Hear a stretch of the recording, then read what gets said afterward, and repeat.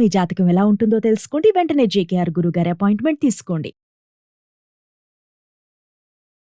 గురుగారు నమస్కారం అండి. ఓం శ్రీ మహాగణాధిపతయే నమః. గురుగారు మనం చాలా సార్లు చూస్తూ ఉంటాం. అదేంటంటే భర్త చనిపోయిన వాళ్ళు ఉంటారు కదా, ఆడవాళ్ళని చాలా శుభకార్యాల్లో రానివ్వరు. అంటే పెళ్ళిళ్ళకైనా కానీ, లేదంటే ఏదైనా పేరెంటం పిలిచినా కానీ, లేదంటే ఏదైనా ఇప్పుడు శ్రీమంతం అలాంటివి చేస్తూ ఉంటారు.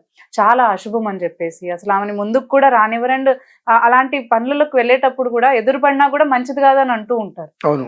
సో ఇది నిజంగానే అంటే అంత ప్రమాదకరమా? అంటే నిజంగానే అవాయిడ్ చేయాలంటారా వాళ్ళని అసలు? చాలా మందికి తెలియని ఒక రహస్యం ఉంది. అదేమిటి అంటే అమ్మా, గంగా భాగీరథి సమానురాలు అని వైధవ్యం ఎవరికైతే కనుక సంప్రాప్తమవుతుందో ఆ వైధవ్యం అనుభవించేటువంటి వాళ్ళని పిలిచే పిలుపు పూర్వకాలంలో ఉత్తరాలు రాసేటప్పుడు తమ్ముడు కానీ అన్నయ్య కానీ అన్నారు, గంగా భాగీరథి సమానురాలైన అక్కగారికి లేదంటే చెల్లెలకి అని రాస్తారు. లేదా వదిన గారికో ఏదైనప్పటికీ కూడా ముందు గంగా భాగీరథి సమానురాలు. అంటే గంగా భాగీరథి అంటే ఎంత గొప్ప పేరు అది. ఎవరికి ఉండదు ఆ పేర్లు తొందరగా. అంత గొప్ప స్థాయిలో వాళ్ళని మనం చూస్తూ ఉంటాం.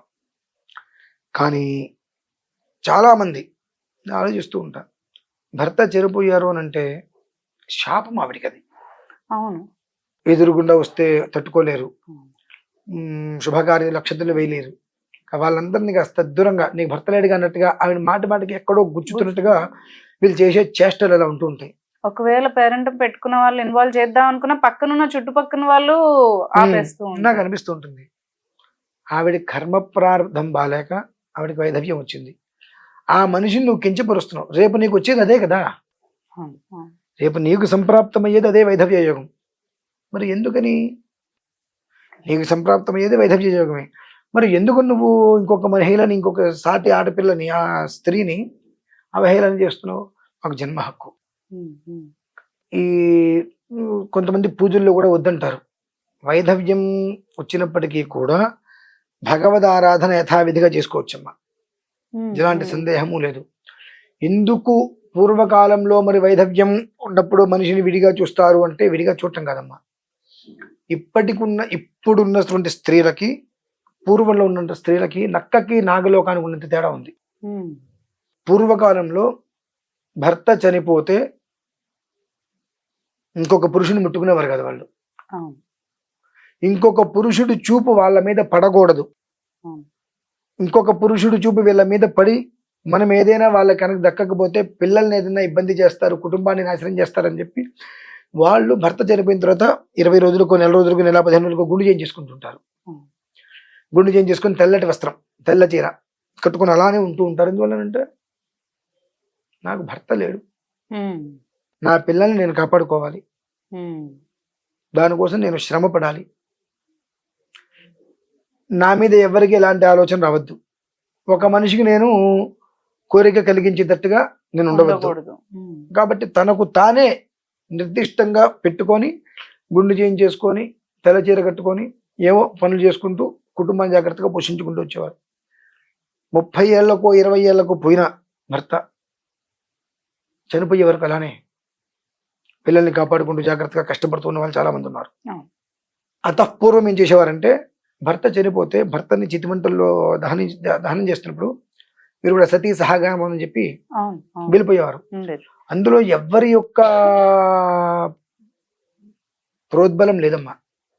తనకు తాను భర్త లేనప్పుడు నేను ఎందుకు, నా పిల్లల్ని చూసుకుంటున్నారు వీళ్ళు, ఏ కారణం చేతనైనా పరపురుషుడితో నేను మాట్లాడవలసిన పరిస్థితి వస్తుందేమో అని చెప్పి తనను తాను దహించుకున్నది భర్తతో పాటు సతీ సహగమనం. అందుకని స్త్రీకి అంత ఉన్నతమైనటువంటి గొప్ప కీర్తి ప్రతిష్టలు ఉన్నాయి స్త్రీకి, ఎవరికి లేవు, ఏ పురుషుడికి లేవు. ఆ కాలగర్భంలో కొంతకాలం తర్వాత అందరి పరిస్థితులు ఒకేలా ఉన్నాయి కాబట్టి నన్ను నేను రక్షించుకుంటూ నా పిల్లల్ని కాపాడుకోవాలని చెప్పి ఆవిడలా గుండు చేయించుకొని తలబట్టలు కట్టుకునేది. ఆ కాలానుసారైన కొంతకాలం మార్చిన తర్వాత భర్త చనిపోతే కొంతకాలం ఆమె కూడా మళ్ళీ వేరే వివాహం చేసేవారు. నేనేమి వేరే వివాహం చేయడానికి ఎగ్నిస్ట్ కాదండి, వేరే వివాహం చేసేవారు. జీవితం అలానే బాగుండేది. అటు కొంతకాలం తర్వాత భర్త బ్రతికున్న వైధవ్యం అనుభవిస్తున్నారు. అంటే ఇక్కడ నేను ఈ మాట ఎందుకు చెప్పొచ్చానంటే అమ్మా, వైధవ్యం అంటే భర్త చనిపోయిన తర్వాత అనుభవించేది కదమ్మా. ఇప్పుడున్న సిచ్యువేషన్లో భర్త బ్రతకుండగానే వైధవ్యాన్ని అనుభవిస్తున్నారు.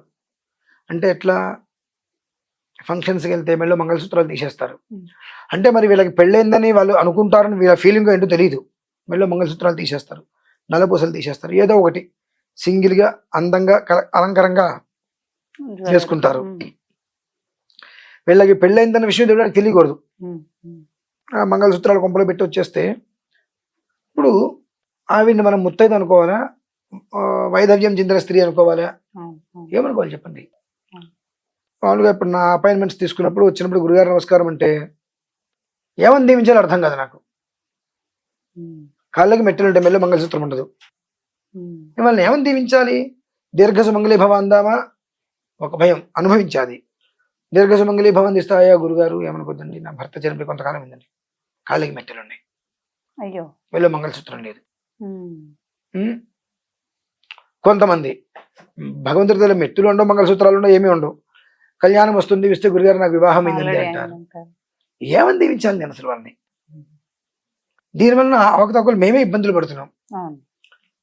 ఒక స్త్రీకి మరొక స్త్రీ శత్రువు అన్నట్టుగా అమ్మా, అరే ఆవిడికి వైధవ్యం కలిగింది అంటే శాపం. ఇంకొంతకాలానికి నాకు కూడా పట్టింది అదేగా గతి. నేను ఎందుకు ఆవిడ్ని నిందిస్తున్నాను? తప్పది. అంటే పూర్వ సువాసిని, ఆవిడకి నాకన్నా ముందే వివాహమైంది, నాకన్నా ముందే ముత్తైదు అనే పేరు ఆవిడకి వచ్చింది, అలానే వైధవ్యం చెందింది ఆవిడకి. సో నాకు నెక్స్ట్ పట్టేటువంటి గత అదే కదా. నేను ఎందుకు ఒక మాట అనాలి అనేటువంటి ఆలోచన వీళ్ళకి రావాలమ్మా.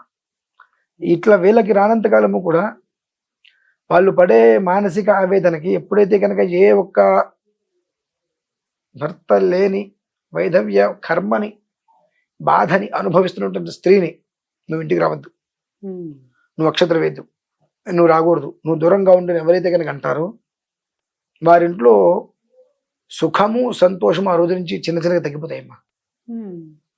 దినదిన గంట నూరేళ్ళు ఆయుష్ ఉన్నటువంటిది వాళ్ళకి ఉంటుంది. ఎందువలన భగవంతుడి యొక్క శాపం ఆవిడ చేసినటువంటి వాటికి, ఆ శాపవశాత్తు ఆవిడ వైధవ్యం అనుభవిస్తుంది. ఆ వ్యక్తిని నువ్వు ఒకసారి స్త్రీగా కూడా గౌరవించలేకపోతున్నావుగా. అమ్మ నేను మీ అందరికీ చెబుతున్నాను, చక్కగా వివాహంతో వచ్చినటువంటిది నల్ల పూసలు, మంగళసూత్రం, మెట్టలు, ఈ మూడే.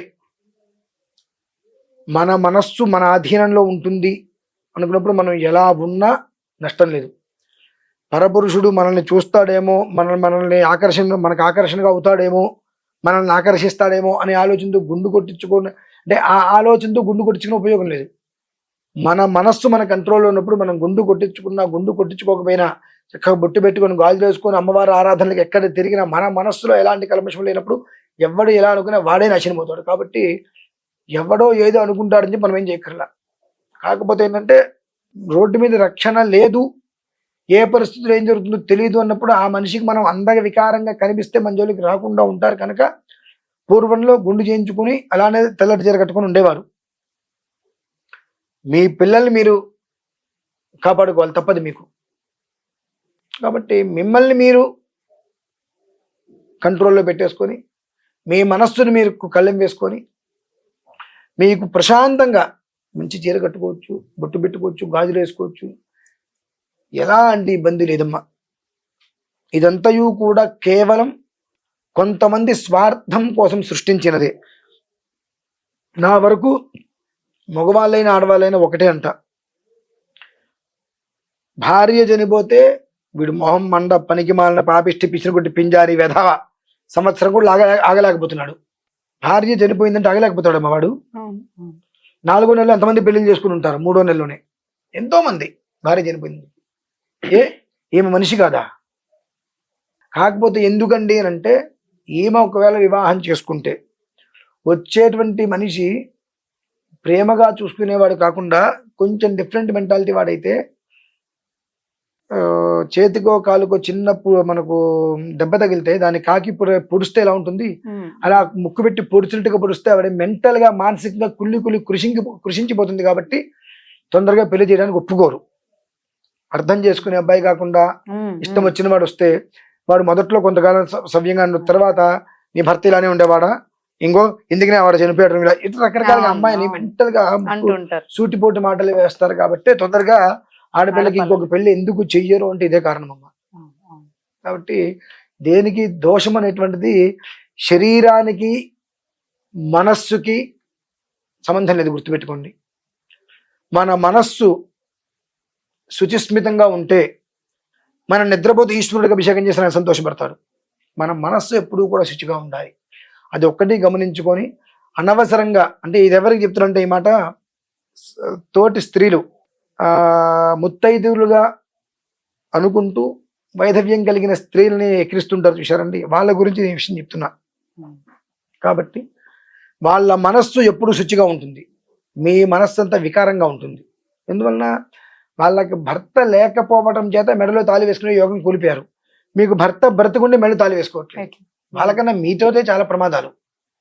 కాబట్టి ఇదైతే చాలా క్షమించరాని నేరం, తప్పు. ఒక స్త్రీకి వైధవ్యం వస్తే అది ఆవిడ శాపం అనుభవిస్తుంది. ఆ శాపం అనుభవిస్తున్నటువంటి ఆవిడ్ని ఎవరైతే కనుక నువ్వు ఇట్లా నువ్వు అట్లా నువ్వు పనికిరాదు ఇది అంటారో తర్వాత ఆ శాపం అనుభవించే వాళ్ళు వీళ్ళే వెంటనే అతి త్వరలో. కాబట్టి సుమంగళగా ఉండాలి అని మాత్రమే కోరుకోండి. వైధవ్యం కావాలని చెప్పి ఇంకొక పాపం భర్త లేనటువంటి స్త్రీని కించపరిచి ఆవిని అవమానపరిచి ఆ పొజిషన్ మీరు రావద్దనేది నేను కోరుకుంటానమ్మా. విషయం. ధన్యవాదాలు. గురుగారు చెప్పారు కదా, మనకి మన తోటి ఆడవాళ్ళని ఇలా ప్రతి శుభకార్యాల్లోకి రానియకుండా వాళ్ళని కించపరచడం అనేది చాలా తప్పు అని చెప్పేసి, అంటే ఇప్పుడు తెలుసుకోవాల్సిన విషయం ఇది అందరికీ కూడా. ఎందుకంటే చాలా మంది పాతకాలపు ఇవన్నీ కూడా పట్టించేసుకొని పెద్దవాళ్ళ మాటలని మనం వినొద్దని చెప్పట్లేదు, కానీ అవన్నీ కూడా తీసుకుని ఇప్పుడున్న ఆడవాళ్ళని కూడా ఇలా దూరంగా పెట్టడం అనేది చాలా తప్పని మనం తెలుసుకున్నాం. సో మనం కూడా ఇప్పుడు కొంచెం వైడ్గా ఆలోచించి వాళ్ళందరినీ కూడా మన ఈ కార్యాలలో ఇన్వాల్వ్ చేసుకుంటే మంచిదని అనుకుంటున్నాం.